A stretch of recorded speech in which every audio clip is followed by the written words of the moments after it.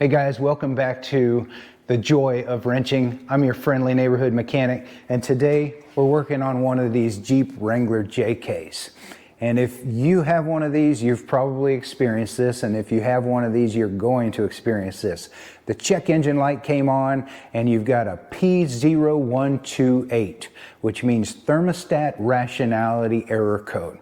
What that means is that you've got a bad thermostat. And I'm going to show you in this quick video how to replace that thermostat the quick and easy way. So come along.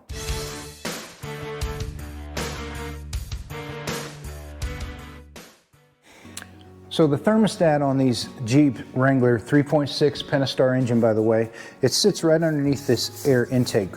And so to get to all of this, real easy, just pop this beauty cover off, set it aside, and we're going to have to remove this air intake hose out of the way. So you've got two 10mm bolts right here that we're going to have to remove, and then loosen the worm clamp here. That's usually an 8mm, and there's another worm clamp on the other end. So let's go ahead and get those done. Go ahead and loosen up these worm clamps. Again, 8mm. You don't have to take it all the way off or anything like that. Just loosen it up so that you can wiggle these hoses off of their respective places. And then 10mm on these guys. All right. Set that aside here. Okay, this hose kind of snaps in to these clips, so you want to make sure that you get that out of the way. There, that end is off. There's that end off. Oh, look, we got trapped here. We got us a little bit of a connector here, so this is probably the air intake sensor. So you just squeeze, push in, and then pull out. There we go. Set this aside. Let me show you where this thermostat lives. So once you get this air intake tube out of the way, right here is your thermostat housing, and it is just held on by two bolts, one above and one below.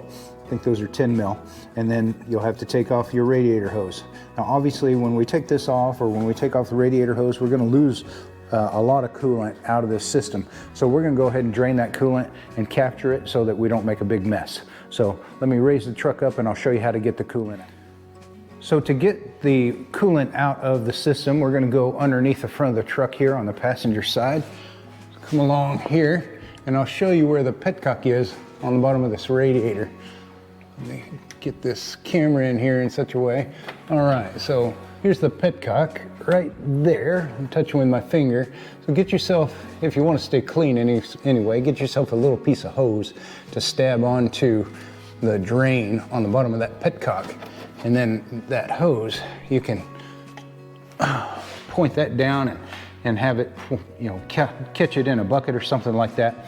Now turning that petcock, because of the location, let me show you. I tell you what, it is such a bear to get your hand up in behind here because of these air dams below and going around the sway bar and everything like that. So let me show you a quick and easy way to get to that petcock from above. So here we are in the front of the vehicle, and look right down here. There's a little gap filling panel right behind the bumper on these Jeeps, and there's two clips, one on either end, that hold this panel in. And if they're stock, they still have your little Phillips here in the middle. You just unscrew that Phillips. This is plastic, so be careful not to strip it out. Ask me how I know. And then you can remove that plastic screw that sits in the middle of that, and then you can either put a flathead or the tool that's made for it is a trim removal tool, and just kind of wedge underneath there and pop that out. Okay, so there's the clip. We'll go ahead and remove this clip from this side. All right, now that those clips are removed, this panel can move over. So you just, what I like to do is push it to the side, over towards the driver's side, and then push it forward and tuck it, look at this, push it forward and tuck it kind of up underneath the bumper a little bit. Now, if you look down here, you have really clear access to your petcock right there. Very easy to get a wrench or pliers or something on that and turn it now. All right, so like I said, we've got good access now. So I'm gonna go ahead and open up that petcock. I've got a bucket, look right down here. I got a bucket underneath the hose so that we won't make a big mess. And you just loosen up that petcock. Now, if you're a manly man like me with my tattooed sleeves, by the way, I'm wearing these things to keep my arms clean because my gloves cover up to about here, but these sleeves will keep my arms from getting all dirty and greasy. Got to go to church a little bit later. All right, so we just open this thing up a little bit and it should start draining out that hose. There we go. And now, see it, look at that. It's just dribbling. That's going to take all day. So let me show you how to speed this process up. Come up here and just crack open your radiator. Now it can breathe from the top, and look how much faster we got it coming out. Still a little slow, but way faster than it was. Now, if you also look right here, that petcock, once it's open, it starts coming out of the petcock itself. Even though we're trying to be neat and tidy here, we're making a bit of a mess. Still waiting, draining very slowly. I tell you, if you don't really care about making a mess, pull the thermostat housing off and it'll just gush out all over the front of the engine, all over the engine and ground. Just be careful because animals like the taste of antifreeze, and you don't want your dog or somebody's cat to drink this stuff. It'll kill them. All right, it sounds like it's slowing down in there, and if you look through here, you'll see it's just dribbling out of the petcock. So I'm gonna go ahead and close that petcock back up. Again, with my macho man hands and my tattoos, you know, I'm able to do that. But if you need to, just put a wrench on that. And now we're going to go ahead and start removing that thermostat housing. Even though we've drained what's in the radiator and quite a bit of the coolant in the system, there's still going to be some trapped behind there. And so when you take that housing off, when you take that radiator hose off of it, it's going to dump some. But that's okay. That's just part of the process. Just know that it's coming. Put you some pig mats or something underneath there. These absorbent mats. They're really handy for capturing that stuff and keeping a clean working environment. So we're going to go ahead and take off this thermostat housing now. It's held onto the block by two 10mm bolts above and below, and then we've got to get the upper radiator hose off of this thing. That's held on by this spring clamp right here, and I'm going to use these special spring clamp removal pliers. I like them because once you squeeze it, it locks in place to hold it.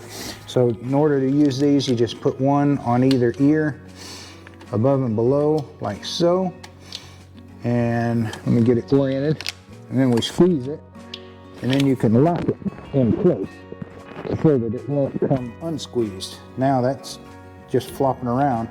You can move it back out of your way and it'll stay squeezed. Now that the spring clamp is out of the way, we're going to get in here underneath that radiator hose with a little pick and break that seal between the hose and the thermostat housing. Once you get it in there, kind of work your way around the edges of it, and that way it'll come off of there nice and easy. Now there's going to be a little bit of coolant in here, so just be careful and be aware of that. As soon as you get it off, we'll put the hose high in the air. That way it won't continue to run out. So let me get this thing up and kind of out of our way here like that. See, with this thing pointed up now, it won't drain out anymore. Now we can get in here and get on those 10mm. I'm gonna go for the bottom one first. And we'll go ahead and crack that thing loose. Come on now, stay on there. They're usually not very tight. Okay, here's that one. Here's the lower one. We'll set that to the side, and now let's get that upper one. And you can see right here what I'm doing. Just crack that thing loose and buzz it out. Okay. Grab that bolt so we don't lose it. Okay, so notice that the thermostat housing stayed on here. That's because it's still sealed to the block. And now as I remove this, it's gonna dump a little bit of coolant, but that's okay. So you just grab it, give it a wiggle, and off she comes. It didn't dump that much coolant after all. And there it is. There's our bad thermostat. Not much to it, is there, guys? All right, so here is our replacement part.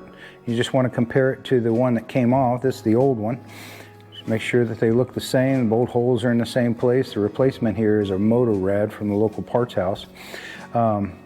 Slightly different looking thermostat, but should work the same. One thing I do want to point out though, guys, is notice the replacement comes with an O-ring, a new O-ring here. You see the O-ring on the old one is missing. So look right down here on the engine block and you'll see it's still stuck there. So you want to make sure that you get that off of there. Don't try and put the new one in place without taking the old one off. It'll be stuck on there. And then also we want to use a little bit of Scotch-Brite or something like that, and we want to clean this surface up, make it nice and smooth so that we don't get any leaks here.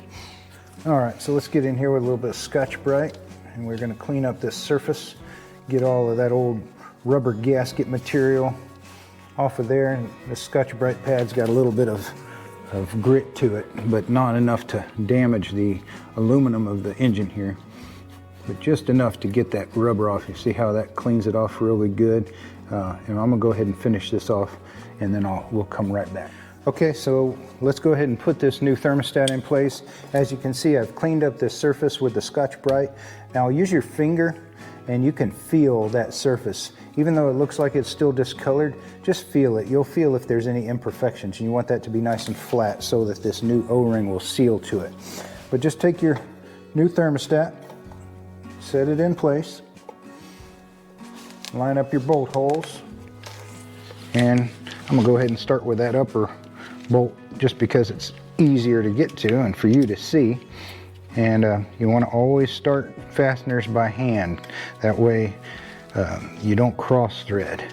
So we'll just start screwing it in, just a few threads, and then we can switch over and use our electric ratchet if we'd like to. There we go. Let me get the bottom one in. All right, so now we've got it started. Each one of those bolts started by hand. We're going to go ahead and use our electric ratchet. Just saves so much time. Snug these up. And these things don't have to be very tight. I looked it up. Torque spec on this is 105, 110 inch-pounds. So make sure you get you an inch-pounds, the smaller type torque wrench. And you want to make sure that those are tight till the wrench clicked, just like that. Okay, done. We've torqued our thermostat housing in place, so we can go ahead and take our upper radiator hose back down and put it on, return it to its position. So a little bit of coolant trying to come out, no big deal. There we go. Now look right here, there's a little plastic nub right there on the thermostat housing. You want to push your hose up until it runs into that nub. And now let's put that spring clamp back where it was. The spring clamps always leave an impression where they came from. And so you want to make sure that when you put it back in place, you put it back exactly where it came from, just like so. All right, that's back in place. So look down in here, we've got our new thermostat housing, thermostat inside of it, back in place. Upper radiator hose is back on. Now the next thing that we would put in this place would be our air intake tube, but we want to hold off on that until we're done refilling the system. The reason why is right on top of the thermostat housing, we have this little screw here. This is a bleeder screw, and you're going to want to crack that open to allow any air that's trapped in this area to escape while you're refilling the system. And so I found the easiest thing to use is a little right angled sort of flathead screwdriver, and you just crack that thing loose. Once you crack it loose, you can turn this thing by hand, and you just want to turn it out a few threads, and there's a little rubber O-ring in here, and once it's turned out a few threads, that'll allow the air to escape while we refill it with coolant. We're just filling this back up, And while we do this, you want to watch right there out that bleeder, and I'm going to put a little bit more fluid, and once that starts bubbling all the air out of it and starts running out just coolant like it is right now, you can see that stream of coolant down there, then you know that you've got all the air out of that part of the system. You can go ahead and tighten this up. Then we're going to go ahead and run the vehicle and let it kind of circulate the coolant throughout all the passages, top off where necessary, and make sure that the heater's working inside. And put this intake back together, put this little panel right back here in place, and this will be a job done. So I've retightened up our little bleeder screw here on top of the thermostat, and we're ready to go ahead and put the intake tube back in place. So you just, real easy, just slip this thing right down here. Now don't forget, you want to plug in your air intake sensor again. So just comes in here and listen for that satisfying click that it's in place. I find it easiest to put the throttle body side back on first, and then kind of push it towards the driver's side and down, and then you can hold the air box here, and there you go. Now we want to tighten up these worm clamps and then put our 10mm bolts back in here in the front where they go, like so. Again, by hand. You don't want to cross thread or break these things. These nuts are captured in a plastic housing on the radiator shroud, and if you over tighten this, it'll break that, so be real careful with that. And then this rubber hose just snaps right back into there. So we'll tighten up these 8mm worm clamps just like so. Doesn't have to be gorilla tight, just tight enough to where there's not a bunch of air leaking into your air intake system. All right, and then we tighten these up. Just snug. You don't want to break these things.